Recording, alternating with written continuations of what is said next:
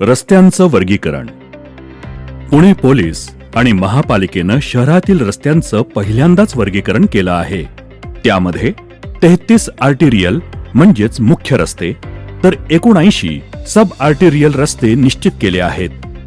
या 33 मुख्य रस्त्यांची लांबी 265 किलोमीटर इतकी असून त्यावरून शहरातील 85% ट्रॅफिक ट्रिप लेंथ होत असते. या रस्त्यांवर दररोज 1 लाखांच्या आसपास वाहने प्रवास करतात. त्यामुळे या 33 रस्त्यांवर महापालिकेकडून करावयाच्या उपाययोजना तसंच पोलिसांनीही येथील वाहतूक नियमनाला प्राधान्य देण्याची आवश्यकता आहे. या रस्त्यांवर 47 ठिकाणी बॉटलनेक दुरुस्ती आणि 30 मिसिंग लिंक जोडल्यास पुण्याची वाहतूक सुधारण्यासाठी त्याचा फायदा होणार आहे. याशिवाय सब आर्टेरियल रस्ते म्हणून वर्गीकरण केलेले 215 किलोमीटर लांबीचे रस्ते आहेत. आर्टेरियल म्हणजेच मुख्य रस्ते आणि सब आर्टेरियल असे 480 किलोमीटर लांबीच्या रस्त्यांचे सक्षम जाळे चांगल्या प्रकारे विणले गेल्यास शहरातील वाहतूक कोंडी कमी होण्यास मदत होणार आहे. या रस्त्यांवर महापालिकेकडून कॅरिंग कॅपॅसिटी वाढवण्याबाबत विविध उपाययोजना प्राधान्याने करणे आवश्यक आहे. तसंच वाहतूक पोलिसांकडून वाहतूक नियमनाचा कौशल्यानं वापर करणं गरजेचं आहे. महानगरपालिकेकडून मुख्य रस्त्यांवर प्राधान्याने करावयाची कामे. पुण्यातील मुख्य 33 रस्त्यांवरील वाहतुकीची वहन क्षमता कमी होण्यामागे अनेक कारणे आहेत. रस्त्याचा पृष्ठभाग चांगला नसल्यानं किंवा खड्डे अथवा पॉट होल असल्यानं वाहनांना वेळोवेळी ब्रेक लावून पुन्हा वाहनाचा वेग वाढवावा लागतो. यामुळे रस्त्याचा सरासरी वेग कमी होऊन IRC प्रमाणे रस्त्याची वहन क्षमता कमी होते. पावसाळ्यात याचे प्रमाण सर्वाधिक असते. या काळात वहन क्षमता 50% कमी होऊन मोठ्या प्रमाणात वाहतूक कोंडी होते. तसंच प्रमुख चौकातील वाहतुकीवर त्याचा विपरीत परिणाम होतो. रस्त्यावरील हॉकर्स, वॉटर लॉगिंग, अतिक्रमण तसंच चुकीच्या पद्धतीनं केलेले आयलँडमुळे वहन क्षमता 20 ते 30% कमी होते. पदपथ सक्षम नसल्यानं नागरिक रस्त्यांवरून चालतात. परिणामी रस्त्यावरील वहन क्षमता कमी होते. रोड मार्किंग आणि सायनेजेस अभावी सुद्धा रस्त्यांची वहन क्षमता 5 ते 10% कमी होते.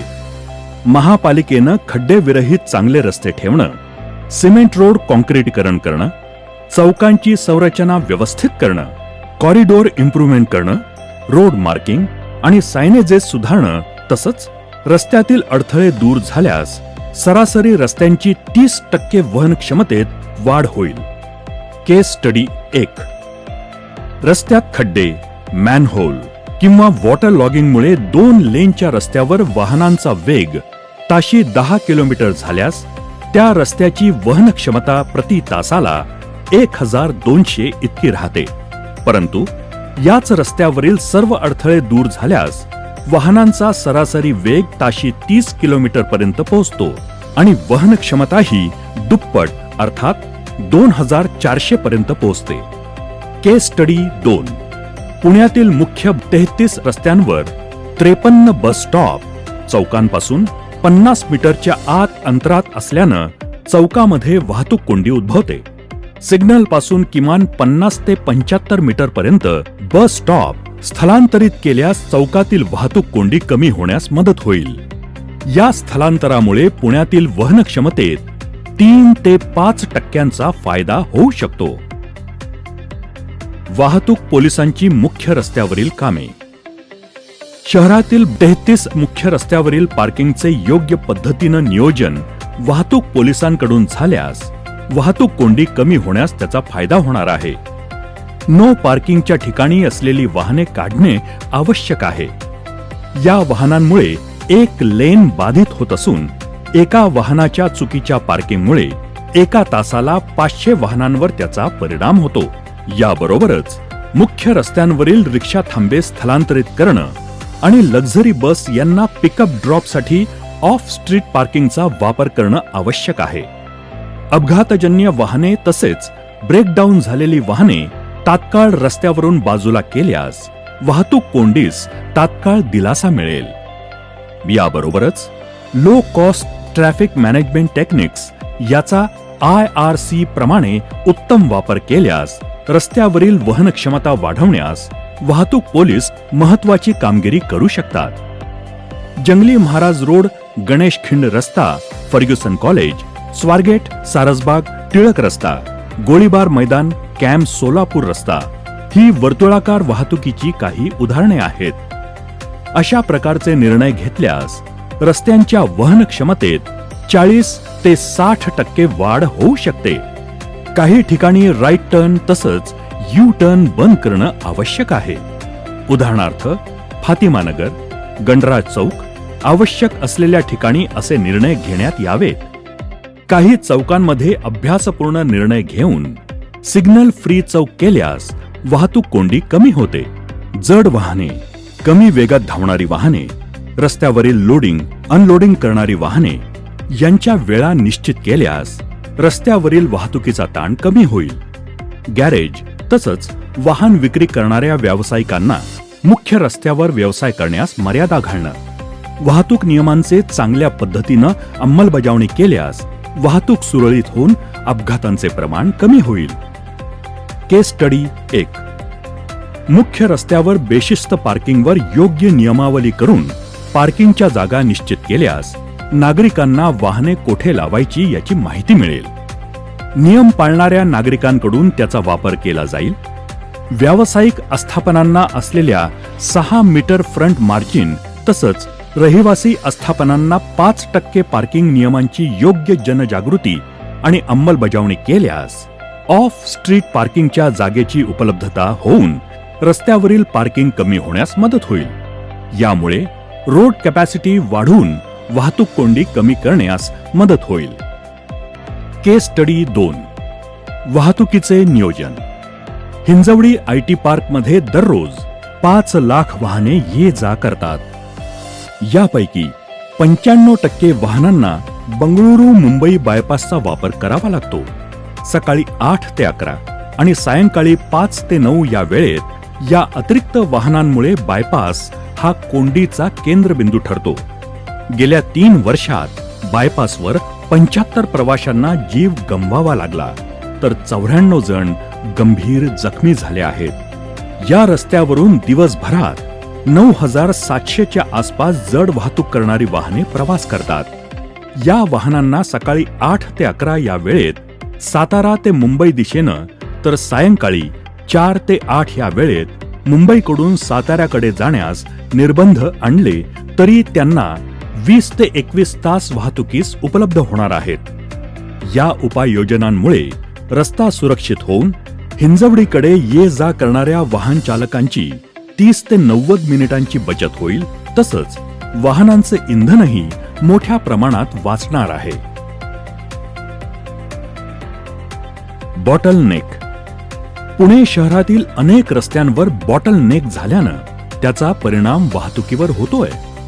यामुळे वाहतूक कोंडी होत असून वाहन चालकांना त्रासाला सामोरे जावे लागत आहे. रस्त्याच्या रुंदीकरणासाठी आवश्यक असलेले भूसंपादन प्रलंबित असणं हे एक मुख्य कारण या पाठीमागे आहे. पुणे शहरात 32 मुख्य आर्टिरियल रस्ते असून त्यांची लांबी ही 236 किलोमीटर इतकी आहे. त्यामधील 8.8 किलोमीटर लांबीच्या रस्त्यांवर 3 ते 6 मीटर रुंदीचे 47 ठिकाणी भूसंपादन प्रलंबित आहे. याशिवाय 15.9 किलोमीटर लांबीच्या रस्त्यांवरील भूसंपादन करण्यात आले असले तरी त्या ठिकाणी रस्ता रुंदीकरण झालेले नाही. हे भूसंपादन न झाल्याचा परिणाम असा आहे की या 236 पैकी 212 किलोमीटर लांबीच्या रस्त्यांवरील किमान 1 आणि कमाल 2 लेन बाधित झाल्या आहेत. त्यामुळे प्रति तास 66,000 वाहनांची कॅरिंग कॅपॅसिटी कमी झाली आहे. बॉटलनेक असलेल्या 8.8 किलोमीटर लांबीच्या रस्त्यांचे प्राधान्यानं भूसंपादन झाल्यास 32 रस्त्यांची वहन क्षमता वाढेल. तसंच मुंबई सातारा बायपास रस्त्यावर 29 किलोमीटर लांबीच्या सर्व्हिस रस्त्याचे काम झाल्यास प्रति तास 15,000 वाहनांची PCU कॅरिंग कॅपॅसिटी वाढेल.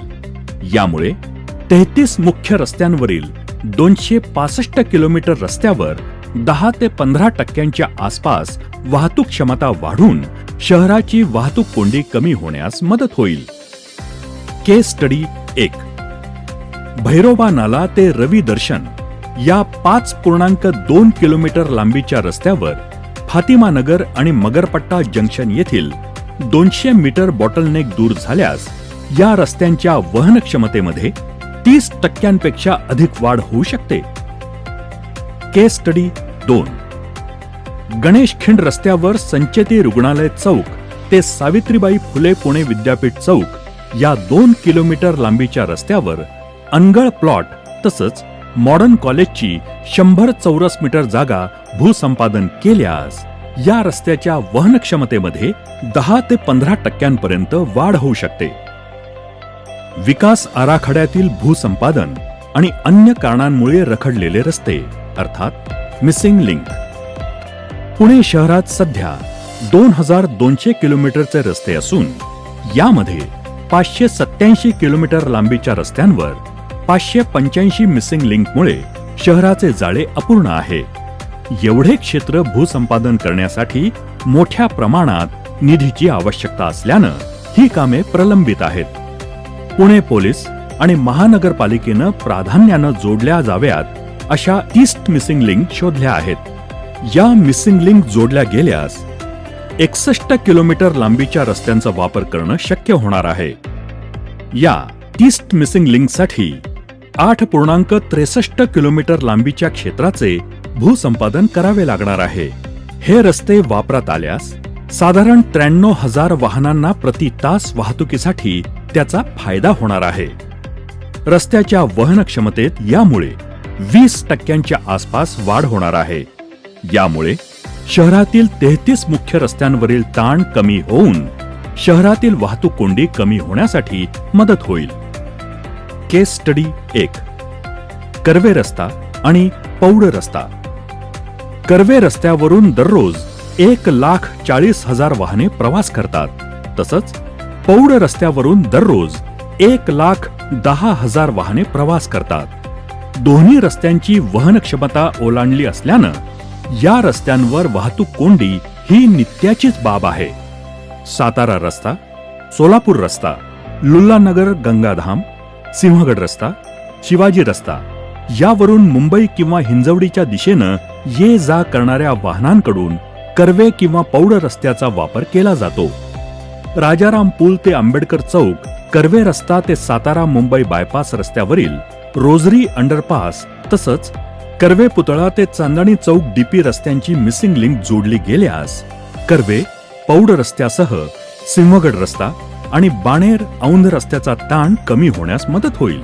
तसंच दांडेकर पूल, वडगाव पूल, नवले पूल, खंडोजी बाबा चौक, ॲग्रिकल्चर कॉलेज चौक, विद्यापीठ चौक आणि राधा हॉटेल या चौकांचा सुद्धा ताण कमी होण्यास या मिसिंग लिंकची मदत होईल.